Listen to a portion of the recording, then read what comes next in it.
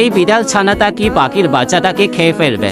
একদিন সকালে ছোট হলুদ বিড়াল টুনু জঙ্গলের পাশে হাঁটছিল। হঠাৎ সে দেখতে পেল একটি ছোট পাখি গাছ থেকে পড়ে গেছে। টুনু খুব চিন্তা করল। সে ধীরে ধীরে পাখিটাকে মুখে করে তুলে নিরাপদ জায়গায় নিয়ে গেল। কিছুক্ষণ পর পাখিটা উড়তে পারল। উড়ে যাওয়ার আগে পাখিটা যেন টুনুকে ধন্যবাদ দিল। টুনু খুশি হয়ে আকাশের দিকে তাকিয়ে মিউ মিউ করল। সেদিন সে বুঝল ছোট হলেও ভালো কাজ করা যায়।